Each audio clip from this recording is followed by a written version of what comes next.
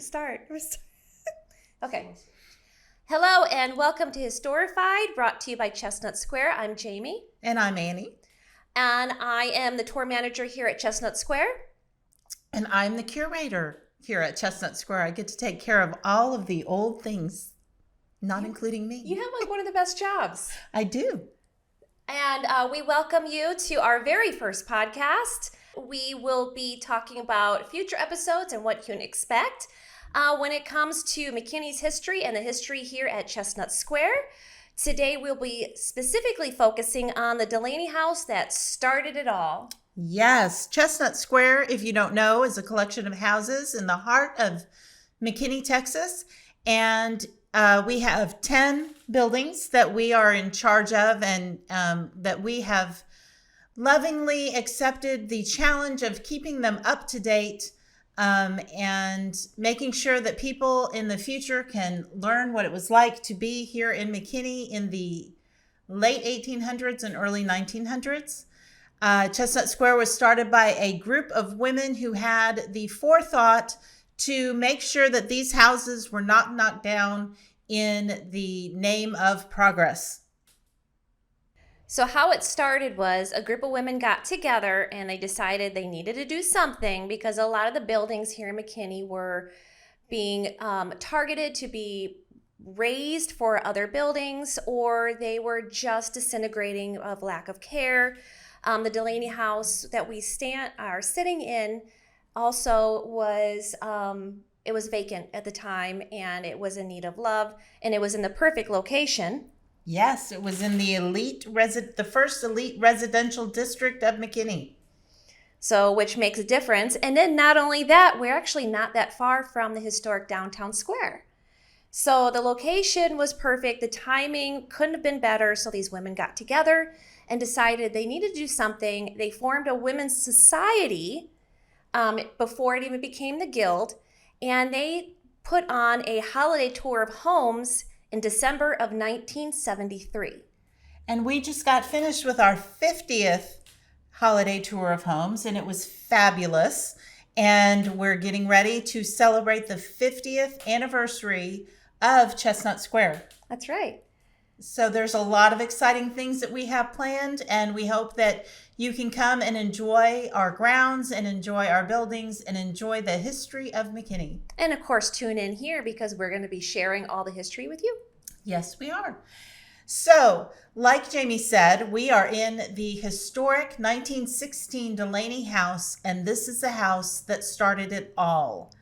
This property was purchased along with the cottage that is next door. They were the home of the Dulaney family. Dr. Joseph Dulaney came to McKinney and married Lucy Field Dulaney in about 1873. The cottage used to sit on this property, and when Mrs. Fields came back, she was a widow. She had left to go to Tennessee. She was a widow with 3 children. Her brother decided to build this beautiful home for her family, and he was going to move in. But sadly, that did not happen because he passed away just 3 months before it was time to move in. But Mrs. Dulaney and her 2 children that were surviving did live in this home until they all 3 passed from natural causes later in their lives. And I know what you're thinking. You're like, wait, there's some steps missing in there, but you'll get more of the story in future podcasts when we talk about the cottage. Yes. So the ladies purchased this home, and they purchased it to be a museum. And we have read several articles in the paper. They kept just copious notes and a wonderful selection of scrapbooking. They are women after my own heart because I too like scrapbooking. But we discovered their purpose for that they wanted this house to be. So Jamie, what did they want this house to start off as? There was quite a list. So first of all, this was going to be the main museum for the guild to showcase living in McKinney, McKinney's history, trades of McKinney, military, businesses that used to exist here in the downtown area or all throughout McKinney. So on top of the museum, they also use this house as an office space. Yes. And I remember when it was an office space before we got our offices across the street. That's right. It was very, very crowded. And then they also had plans to have a sort of workshop here in the Dulaney House for others to come and learn a specific craft. They also had plans for a store so you could buy McKinney related items that would of course help support the museum and the efforts of the guild. This was also the Christmas tour headquarters, as you already heard us talk about the Christmas tour. And this would also going to be used as a general meeting space, which it still to this day can be rented out for small parties and meetings. Yes. And so you really need to come by and see it. We can't really describe it and do it justice, but a lot of it is still original. It was the first house in McKinney one of the first houses with electricity. We have the original kitchen downstairs with its slanted countertops, and it's just a very charming house. And we try to keep it true to the time period. All of the furnishings that we have are hopefully from that time period. So the Dulaney House was built where it sits. It is one of our few buildings on our property that is sitting still where it was built. And it was built, as Annie said, in 1916 by Lucy Field Dulaney's widowed brother. And he had decided to come from Dallas. He was a prestigious banker in the city, and he was widowed. And so he said to his sister, she was widowed at the time, and again, we'll be filling you in more about that family history here shortly. But he's like, sis, I'm going to build this house for you, but you need to move your house because it needs to be on the prestigious corner of Chestnut and Anthony Street. It was a very prestigious location. It was and all they wanted about people the location. to walk past it and notice. Admire. Yes. This beautiful home, which it is beautiful, by the way. I admire it every day. But she's like, okay, I'll do that. So they moved to the cottage next door in the less prestigious lots, and they started building this house. As Annie had said, it is one of the first homes in McKinney to have electricity. We still have the original mother of pearl inlay light switches, as well as a lot of original lighting features throughout the house. It still has a lot of its original wood features as well, beautiful sliding glass doors. We are able to open up the downstairs for you to rent out for that perfect graduation party, bridal shower, baby shower, friend get together. So we do have that ability for our community to be able to rent out this beautiful, prestigious home for your event needs. We also have upstairs, we have a pharmacy room, which is really exciting because the son, Joseph Field Dulaney, he was a pharmacist, not only in McKinney, but all over the country in certain areas. And we recently learned, didn't you read in a newspaper clip, he was considered one of the best? One of the best pharmacists in America. So, and who knew? And we had one right here in McKinney. And so we do have a room that's dedicated to his pharmacy career here in the house. But he wasn't just a pharmacist, was he? No, he was not. He also was a horticulturalist. Horticulturalist. I was thinking arborist, but yes, he was a horticulturalist. And actually, the United States Horticulture Society asked him to do experiments. And so a lot of the plants and the trees that are here still are from Joseph Dulaney. We do have some of the original crepe myrtles that he planted. He loved crepe myrtles. And so we have some of his original crepe myrtles here. Yeah. And some of the plants that we have today, like hybrids or anything like else, anything along those lines are, was contributed by Joseph Field Dulaney and others like him during the time. He would look to see what was able to withstand a drought, what two plants could be pollinated with each other. There were all kinds of really fun, not creepy, Not creepy at not all. creepy type of experimentations. No, but he did a lot along those lines, and really did a lot for that industry. Yes, he And did. we still hear to the stories to this day of people who would walk by this property, and the gardens were just immaculate and beautiful. Yes. And he's had some of the best gardens in the area. So, yeah. You can come by and learn more about Joseph Dulaney. You can come by and learn more about Smith's Drugs. So like we said, the Guild was started not just to talk about the Dulaney family, but of all of McKinney history. And so, yes, we do talk about the Dulaneys, but we also want to keep the history of McKinney alive and keep the people of the past alive, because that's important. We learn from them, and we don't want their memories to go away or die. We want them to live on. And so that is our, that is my passion here as curator and as a docent, and as I fill in to help with the educational tours. You can have school tours come in. We've had many school children here in McKinney come through, and yeah, we just want to make history fun and keep it alive, because history is not dead. It is a living, breathing kind of thing. And so we don't just tell the story of the families that lived in the houses. We try to find stories of McKinney history. Yes. And so what's interesting is not only in our houses, as Annie said, do we talk about the family, or, I mean, we do, of course, bring it up because we are in their home. But in addition to the home, we have family pieces and furniture that was donated from all the families here in McKinney. It was a very exciting time when the Guild was starting this village, and there was a lot of support from the community. So families just came together. We received donations. We received furniture donations. So all of our homes are actually furnished by the families of McKinney. And I think that's something really important to know. And a lot of the pieces were from pioneer families of McKinney, the families that actually started McKinney.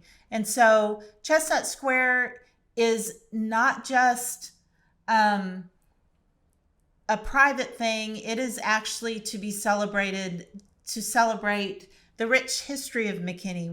We've been here for 175 years. Yeah. Yeah, we just celebrated our 175th anniversary last year as a city. And so we want to make sure that it continues. We've been here for 50 years, like we said. That's an exciting thing to celebrate 50 years of history. It's an exciting place to work. It's an exciting place to visit. So you need to come by, and you need to just experience McKinney history. Jean. I love what all you were saying, though, because you're right. It is important that we remember history, especially in a town like McKinney where there's so much growth and so much expansion, and everyone's looking to the future, which 100% you should, but you shouldn't forget your roots either. And that's why I'm glad that the Guild started, and that those women I would love to learn more about them. And so if you have stories from people who lived here, or if your grandmother is still alive and remembers when Chestnut Square started, we would love to hear from you.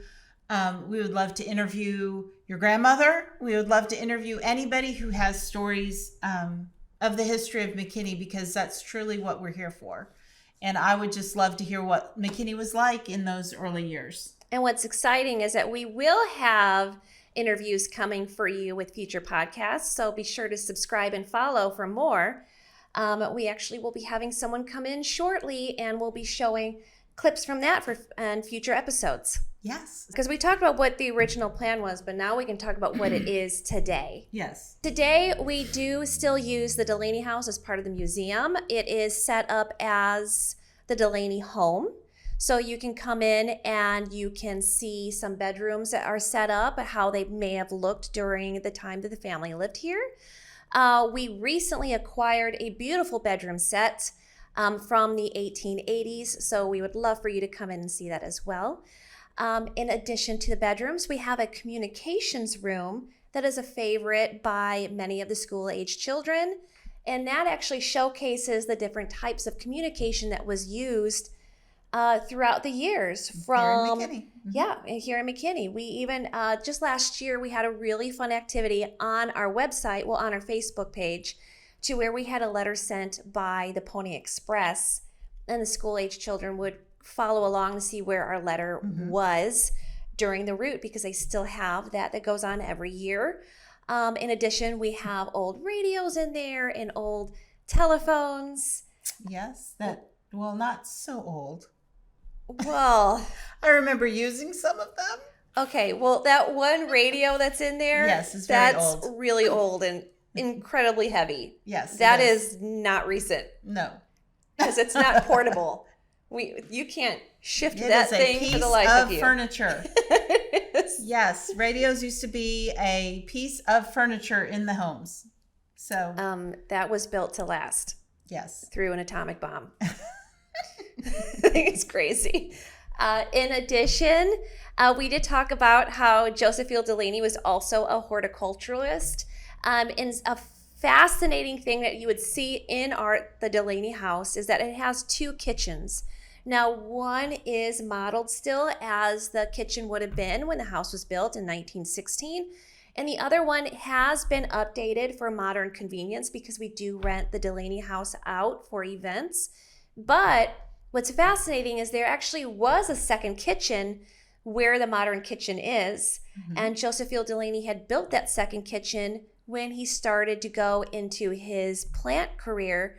My guess would be that his mother, Lucy's like, no, you're not bringing that into my kitchen. Yes. So he built a second kitchen for his, possibly be at the early stages or later stages of his pharmaceutical career, but definitely for his horticulturalist.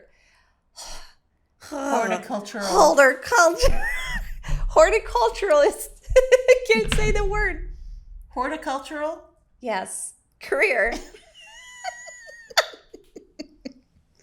When he started to dip into the plants. I'm not going to start getting giggly. Okay, so I want to play a game with you. Okay. I'm going to describe my favorite thing in this house. I'm going to give you some clues. I'm going to give you 3 clues. I already have a guess. No, I'm just kidding. I do, but I'm just going to give it. Okay. It has to do with communication. Okay. It was a precursor to something that some of my friends had in their house that I always wanted in my house, but my parents said no. Okay. And it was a way to communicate that kept Lucy Field from having to raise her voice in the house. It's the intercom the intercom. Yes, this house actually has an intercom tube system that you have to come and experience, because it is the coolest thing. There is one in the kitchen. There is one downstairs right underneath us, and there's one upstairs here, so that communication could be communicated. That's a good way to put it. So that they could communicate throughout the house without having to yell, which I always thought was really cool. And I always wanted an intercom system in our house. And my dad said no, because my dad could yell really loud. So sometimes you have to practice that voice. Yes. Yes. That's a good one. Okay. Now you'd go. I only have one. I don't have one yet. That's a good one. Dang, what's my favorite thing about this house? I love this house. This is a great house. I could move in here. I could live here. I volunteer as tribute. I'll live in this house. My favorite thing about the house. Oh my God, save some room, guys. You can stop for a minute. I don't know. That was a good one. Let me think. It's probably going to be an object. It's what I actually thought was going to be yours. Oh, okay. You'll know this one. Okay. Okay. So I'm not going to say it's one of my favorite things about this house, but it's something in the house that's memorable, which is why it's popping up in my head. Okay, so here's the clues. Um, oh, let me think of a clue. I feel like I can only give you one and you'll get it right off the bat. Okay. Okay. So, it is an object that was brought into the house. And it symbolizes a time when there was like a sickness going around, and you would hang this around your neck. Is it devil's dung? It is. It really is. And if you don't know what that is the precursor to kind of Tylenol, acetaminophen. And they called it devil's dung because... It stunk so bad. And we have a pharmaceutical bottle. We do. With some devil's dung in it. So, yeah, it's interesting. So Yes. I had to use that because we were talking about the pharmaceutical room. Yes. And that's just one of the most memorable pieces in this room because we did research on it. Yes, we had to do And research on it. I mean, it definitely provoked a couple of giggles and laughs because it's just funny. So in the name of it, and I think we even did a whole post on Facebook about it. Yes, It we was did. really- Yes, we did. Another reason you should follow us on all platforms of social media. Yes, because you never know what you will learn Right. from From the Chestnut mind Square. of Jamie and Annie. No, that door opened. I saw it with my own eyes. It did open. The door opened. Like You can even hear it. You could even hear it I saw unlatch. her close it earlier. Like it would click. Yeah, you could even hear the door unlatch. You could hear it and it opened. Just they're enjoying the podcast. Probably she wants her moment of She fame. does want her moment. She loved this house. There was a lot Or for Corinne. yeah, it was a lot back then for a woman to have a house of this stature. Yes. And because her brother died before they moved in, and so it was her house. It was her house. She lived here for a long time. I know. You know what's fascinating is we went to the library and we were trying to figure out the addresses to Chestnut Square, and they changed. Not just Chestnut Square, but Chestnut Street. We were doing Oh my some gosh. research for across the street. There's a well that's over there. And so they had asked us because Chestnut Square, we're like the Hello, heart history. of McKinney history. And to find out about this original well. So we went to the library and we're trying to research the addresses and the address numbers, and they changed so much in just a matter of these year spans. Yes. And then at one time, it was just the corner of Anthony and Chestnut Street. Like it didn't even have a number. It And was just known. There were that like was that 4 house. houses on the corner of Chestnut. Yeah. If you know anything about corners, there were 4 houses on the corner of Yeah. Chestnut and Anthony. But it was like such a well-known house at the time. It's just like, oh, in the corner of Chestnut and Anthony, and there's the Dulaney family. But we didn't know if they were talking about the Dulaney family or the Johnson family. Well, it said her name. Remember? Oh, it did? It said L. F. Oh, yes. Dulaney. Yes, yes. So, but it was, she loved this house. But then we also found, like, when the ordinance was that you could actually number your own house. So we found that some people wanted to be numbered, like this was 315, but then the Bevel house, they must have wanted to be in the 400s because It was all over the place. So good times. just interesting. Research. And interesting when you research McKinney's, not just McKinney, but any history, Mm-hmm. just some of this information that you get. So I know we're still talking, we're talking about the Dulaney house and that, how the house was purchased in 1974. And when you come to the house now, the house is beautiful, but it didn't look this way when No. we acquired it. No, it did not. It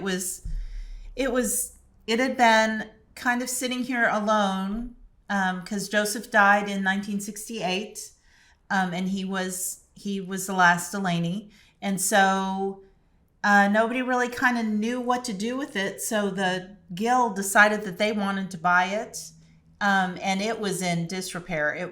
They did a lot of work. They had to go get a lot of grants to help with this house, and as bad as this house was, and we'll talk about it, the cottage Right. was worse.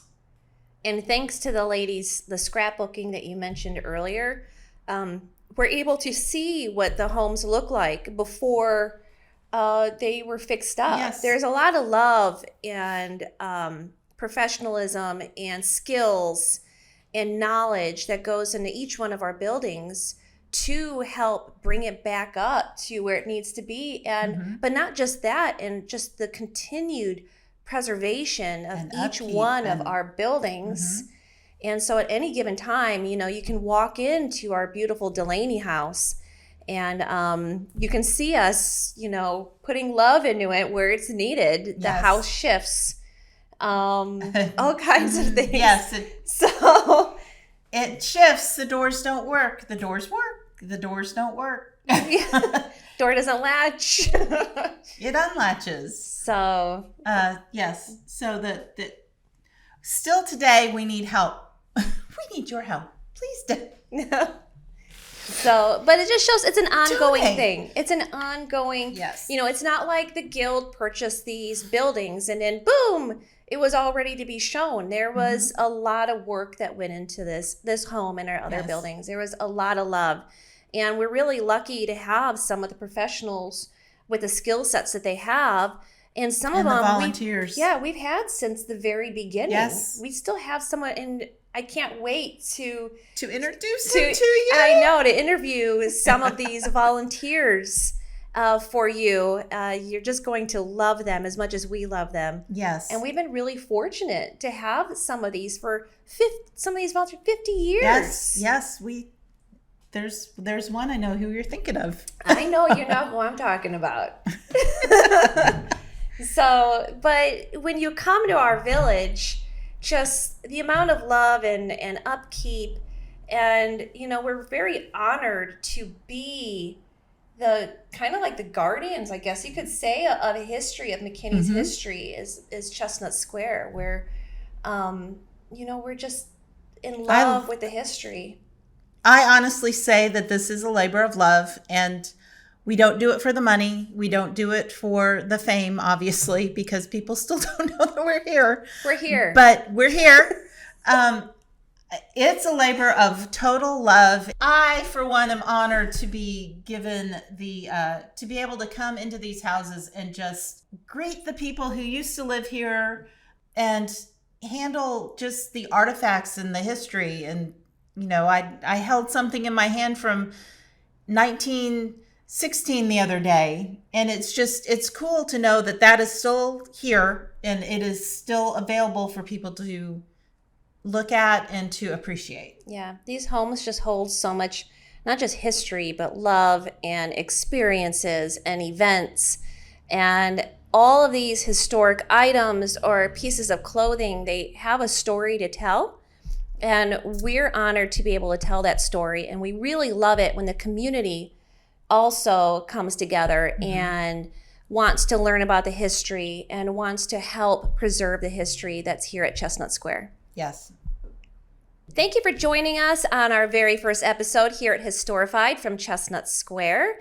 Be sure to subscribe and follow here on YouTube, as well as other social media platforms such as Facebook, Instagram, and TikTok. And make sure to visit our website at www.chestnutsquare.org. And if you or your family members have any stories of McKinney or any stories of the people of McKinney that you would like to share, please reach out to us. You can find all of our info on our website, or you can reach out to us via Facebook or Instagram. That's right. So we hope that you guys have a great day. And remember, history is a living, breathing entity. There you go. Support your local history. Donate today. That's what when I had to go to those Wednesday meetings, that's how you had like 60 seconds to say your bit. Yeah. And so that's how I would always be like, and remember to support your local history. And that's how I ended it. Remember to support your local history. Ba-dum-bum. End scene.